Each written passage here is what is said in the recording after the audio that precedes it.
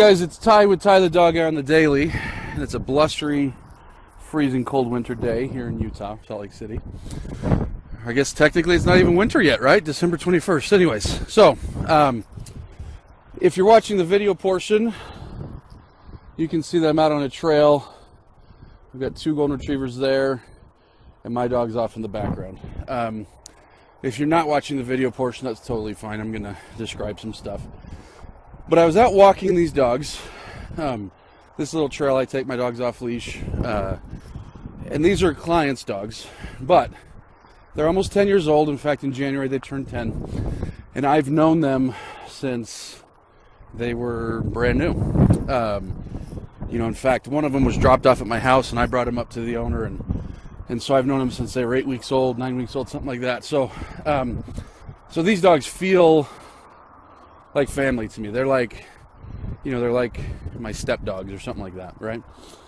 And when the owners go out of town, I watch the dogs, so that's why they're with me right now. They're my oldest clients. But anyways, it was out here walking, Chip, where it got me thinking about engagement, because I kind of raised these dogs. I raised Chocolate Chip, my other dog over here.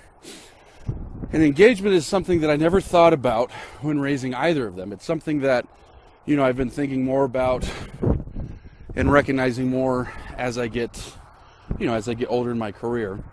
But it wasn't something I was thinking about. It was something that I was doing, but it wasn't something I was thinking about. When I say engagement, what I'm referring to is, at least in this case, the act of the dogs being able to be off leash like they are right now, wandering around, running around, but still always very aware of me. So for example here, let's see, where is she? Simon, Sonia, hey guys. Just a little name call. Now, no command, and in fact, if we're walking and we've been walking for a bit, they'll check in on their own. And if I click my tongue, not that I ever taught them any sort of tongue clicking, or if I make a little, little something like that, they pay attention. And the same thing for Chocolate Chip. Hey, big girl. That without me asking, she just kind of is engaged with me. And so these dogs are, okay, go play.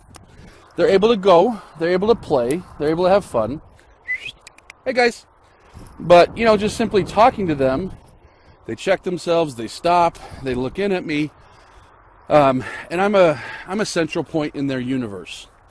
Now, if I want, of course, them to come, I would give them like a formal command, like come or here or whatever, we've trained the dogs to do. I think all these guys are come.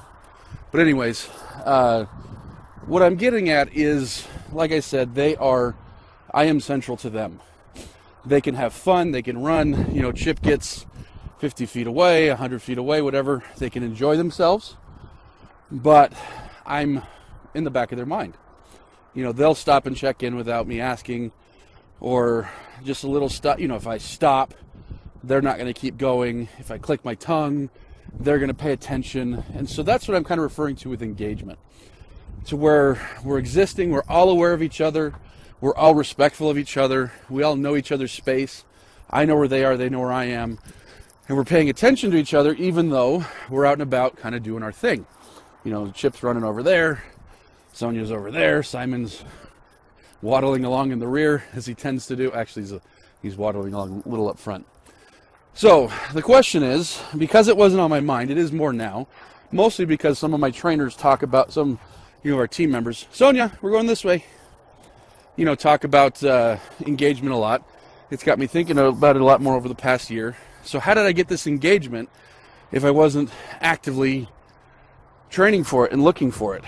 And like I said, as some people look at this, they might be like, big deal. Your dog pays attention to you.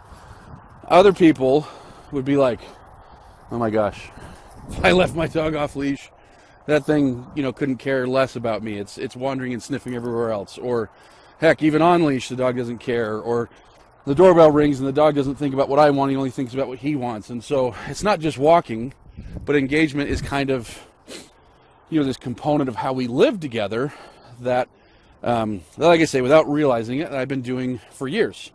Because, these guys are 10 years old, chocolate chips a year and a half. It's something I've been doing for years without recognizing the importance of doing or why I was doing it. But essentially, the how, because that's the important part here. The how is from a very young age.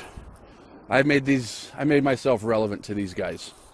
So all of these guys, we did work for food stuff, meaning they didn't get kibble out of a bowl. Well, sometimes they did, but a lot of the kibble they got was from my hands. And it wasn't just free. It wasn't just like, hey, here's food. It was, you've sat. Good job. Here's some food. It was, you came. Good job. Here's some food. It was, you went to your bed. Good job. Here's some food. And so from a very young age, this powerful resource of food was coming from me. They had to engage with me in order to have this life source. But that's not, that's a big one, but that's not it. On the flip side, discipline came from me. Now, discipline gets a bad rap sometimes. And when it's done wrong, it should get a bad rap. But discipline is necessary to any sort of training. It's necessary to any sort of training of any sort of creature. Now, it's different. So, for example, I don't spank my kids. And if people want to, that's up to them. That's not my kids. But, their kids aren't mine. Mine aren't theirs. But I can reason with kids. I can, withhold a future privilege from kids. I can, my kids have moral compasses. Well, 3 of them do. 1 of them, I don't think so. But there's so many more tools to be able to communicate concepts, cause and effect. There's maturity. There's all sorts of stuff with kids that, discipline doesn't take the form of physical correction with my kids.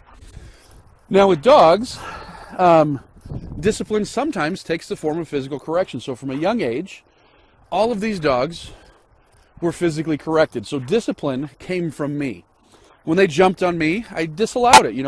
It was maybe a spray bottle, spray. Maybe it was a quick little leash correction. Sonia, come on. Rolling in the snow.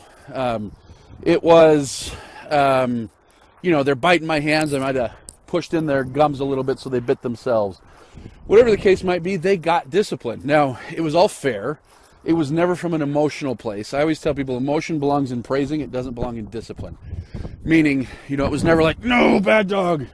It was always, oh, you jumped. I'm not mad. Here's a correction. Oh, you bit me. I'm not upset. Here's a correction. And the correction was never like designed to cause pain or mental anguish. It was just simply a cause and effect, If I touch the hot stove, it burns me. The stove doesn't care. There's no emotion. But I learned don't touch the stove because the stove will correct me. Now, of course, never did I correct on stove level. That'll burn you. But anyways, the resources and discipline came from me. Now, there's more to it. Other resources came from me. Play. Playing with a toy. Other resources like attention and affection came from me. But they came more when they were earned rather than just constantly being given out. But like I say, when you control the resources and teach the dog how to get those resources, and that the resources come through you, and when I say resources, I typically mean food, freedom, and affection. When those resources come from you, the dog engages with you. Most dogs get resources however they want. It doesn't come from the owner. Food's just left in a bowl, so they get that resource. Affection is given whenever they decide to demand it. And so there's no barrier in between that resource. So many dogs don't get very much discipline when they're young. And so like I say, if you can control the resources and you can use proper discipline, even though you might not even be trying, you're going to create engagement. And it's a powerful thing when you want to teach anything. It's a powerful thing for safety. I can take all 3 guys off leash. We can wander these trails. We can have fun. So it's great for safety. It's great for our quality of life and being able to do things like this.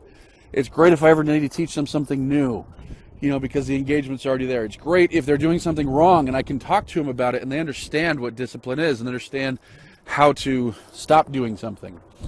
And so anyways, this is how you can create engagement with your dog. Powerful. You don't start when the dog's a puppy.